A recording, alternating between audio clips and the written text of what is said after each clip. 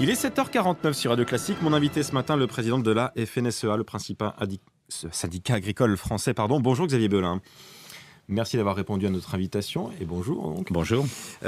Suspension sine die de l'écotaxe poids lourd par le gouvernement. C'est la décision hier prise par Jean-Marc Ayrault. Est-ce que vous êtes satisfait ce matin ? Oui, d'abord, vous me permettrez peut-être d'avoir partager la joie et le bonheur des familles des otages français. C'est un moment particulier que nous vivons ce matin, donc je voulais d'abord en faire part.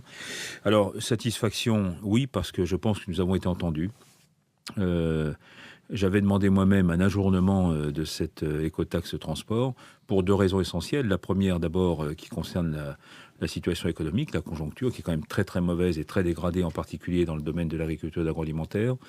Et puis par ailleurs, parce que nous demandons une discussion au fond, ça fait 3 ans d'ailleurs que nous la demandons, cette discussion, avec l'ancien gouvernement comme avec celui-ci, parce que les conditions d'application aujourd'hui vont rendre les choses très difficiles dans des secteurs où, pour donner un exemple, quand on passe d'un produit brut agricole jusqu'à un produit alimentaire distribué en grande distribution, il y a tout un tas d'étapes qui jalonnent finalement le parcours de ce produit. Donc beaucoup d'allers-retours sur les routes. Beaucoup d'allers-retours et donc un cumul de cette taxe. Et c'est là-dessus que nous voulons vraiment rediscuter quand j'appelle cette discussion au fond. Parmi les pistes envisagées, Xavier Belin, par le gouvernement, il y aurait une taxation différente selon les régions. Est-ce que ça pourrait être une piste satisfaisante selon vous ? Alors, on a parlé du caractère insulaire de la Bretagne, mais il y a d'autres régions qui sont également concernées. J'avais ces derniers jours beaucoup de dirigeants des régions PACA, Languedoc-Roussillon qui disent mais on est à peu près dans la même situation, ce qui est vrai. Il y a une particularité quand même à notre secteur agricole et agroalimentaire, c'est que la valeur ajoutée des produits agricoles est relativement faible.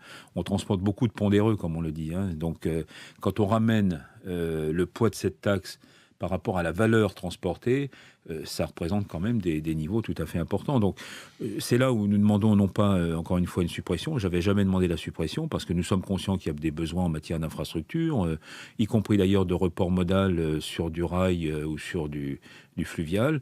Mais pour autant, je crois qu'il faut maintenant repasser un peu au crible et mesurer les conséquences de ce dispositif.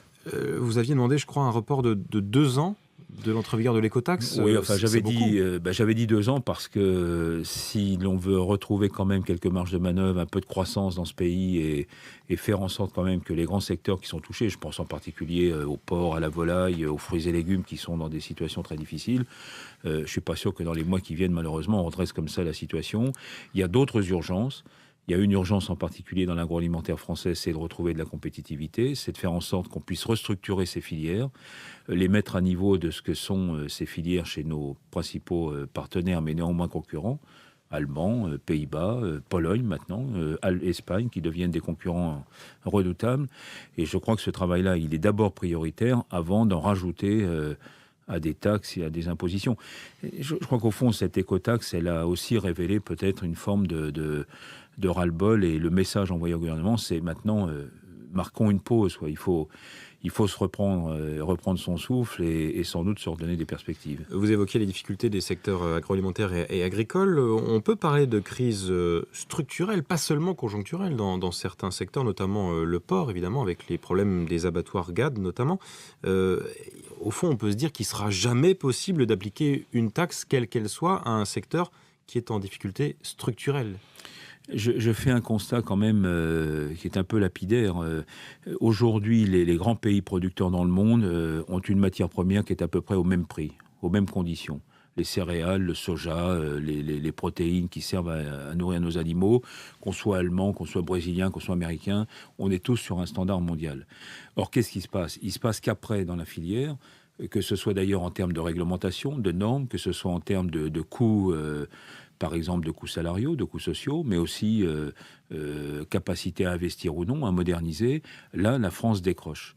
Et ce qui fait la différence aujourd'hui entre la situation française et la situation de nos principaux concurrents, c'est pas au niveau de l'exploitation que ça se passe, c'est derrière. Il y a d'ailleurs une étude très intéressante qui montre qu'en production porcine, sortie exploitation, les Français restent les meilleurs au monde, ou parmi les meilleurs. Entrée grande surface, grand magasin, nous sommes pratiquement en queue de peloton. Donc il faut qu'on s'interroge sur notre propre modèle. Mais ce modèle aujourd'hui, il est extrêmement challengé par, oui, je le répète, des pays qui ont fait des efforts que nous n'avons peut-être pas su faire chez nous. Je reviens à l'écotaxe, du moins telle qu'elle est prévue dans sa mouture actuelle. On a un seuil de 3,5 tonnes, hein. C'est très précis, mais voilà, Oui. c'est le seuil C'est pour les poids lourds qui seraient taxés. Seuil de déclenchement. En Allemagne, c'est 12 tonnes. Oui, Est-ce qu'il n'y a pas une erreur là? Voilà un exemple de distorsion entre deux pays sur un même marché unique européen. Il y en a bien d'autres. Les seuils, par exemple, qui déclenchent une autorisation d'exploiter en élevage sont différents entre la France et l'Allemagne. C'est-à-dire? Si je reprends l'exemple encore du porc, c'est 450 porcs en France, c'est 2000 en Allemagne. Donc tout ça s'ajoute. Je prends un troisième exemple. On veut développer de la méthanisation, c'est-à-dire de la gazéification, notamment des effluents, des déchets, etc., en agriculture, pour en produire de l'énergie.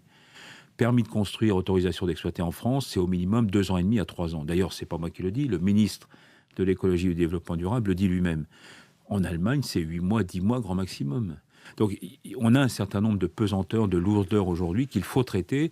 Et ça passe évidemment par à la fois de la simplification administrative. Il y a d'ailleurs une mission confiée à Guillaume Poitrinal, dont nous attendons beaucoup, parce que nous espérons qu'enfin on va comprendre que dans ce pays, à force d'allonger les délais, on perd du terrain.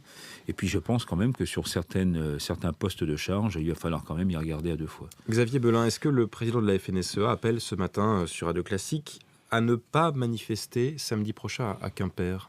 Écoutez, c'est une manifestation qui est organisée à l'initiative d'un collectif breton.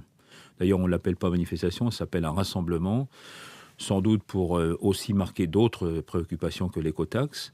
J'ai eu hier un certain nombre de dirigeants bretons. Je leur ai demandé de prendre acte de la décision du Premier ministre et d'en tirer toutes les conséquences. Je crois que la balle est dans leur camp. En tout cas, personnellement, je n'y participerai pas. Non pas pour me démarquer de leurs préoccupations, bien au contraire, nous les portons, ces préoccupations. Mais simplement que je crois qu'il y a des moments où il faut aussi mesurer les efforts des uns et des autres. Je pense que le Premier ministre hier a au fond une attitude sage, je la qualifie de sage, parce qu'il a compris, en tout cas il a entendu le message qui lui était adressé. Il faut maintenant travailler sur le fond. Ça prendra sans doute quelques mois, ça va de soi, mais avec les ministres concernés, M. Cuvillier, Stéphane Le Foll et d'autres, j'espère que nous serons conviés rapidement à une table de discussion pour reparler de tout ça. Et on vous réinvitera pour en parler de tout ça, Xavier Belin. Merci beaucoup d'avoir été ce matin à l'invité de l'économie de Radio Classique, le président de la FNSEA sur Radio Classique.